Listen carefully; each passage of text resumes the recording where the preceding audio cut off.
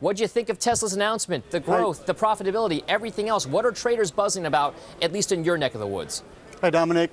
Well, it's interesting. A lot of volatility in the stock. Monday, it was up 17% when they announced the positive guidance, and then down today on the news yesterday afternoon. So a lot of volatility in the stock right now, but the trend seems to be, they're announcing some profitability and they want to build on that now. Gotcha. So as we talk about what's happening with Tesla, obviously the last few days, the week or so leading up to this big announcement, we've seen a lot of bullish activity. It's played out in the stock market.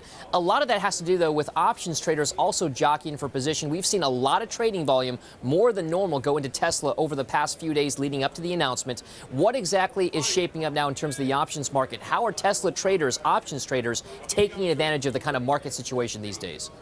Right. Well, Tesla's an interesting story because it's one of the more heavily shorted names and it's very hard to borrow. So we saw Monday the big move, and a lot of that was driven, I think, by short covering. So in the options market, you also see positioning, some short sellers sometimes taking positions in calls to hedge those positions, and then some trying to play the short squeeze itself. So as you watch these dynamics, it seems like a tug of war. You've got call options, bullish bets, put options, bearish bets, stocks trading all over the place, stocks that are hard to borrow. How exactly would one then position for what appears to be perhaps a story that's now losing a little bit of momentum going into the summer months? How exactly do options traders take advantage of the current situation?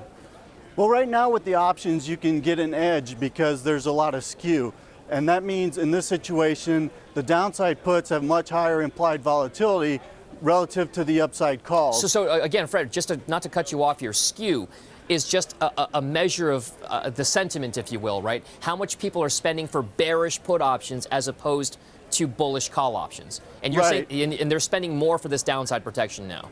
Right, it's implied volatility skew, meaning the premiums are higher in some options contracts relative to others. And in this case, it's the downside puts that have very high implied volatility relative to upside call options. So how are you taking advantage of that dynamic?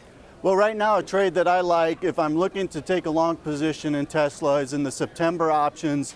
And like I said, the downside puts have much higher premiums. So for example, you could sell a SEP 30 put and finance the purchase of a SEP 46 call, September 46 call. And the $30 put is 27% out of the money, whereas the 46 call is only 12% out of the money. Gotcha, Fred. So you're getting an edge. I'm just showing the viewers the chart of your trade here. In essence, what you're doing is to get long exposure above 46. You can finance that transaction by selling a downside put option. What's the risk reward on this for you? Well, the risk would be if the stock really tanked and it fell below, erased all of this year's gains and dropped below 30, more than 30% from current levels. That's the risk. If it stays in a range, you're doing the trade at even, so you're not gaining or losing any money, but then you have a lot of upside exposure if we continue to see good news and short covering and another rally in the stock.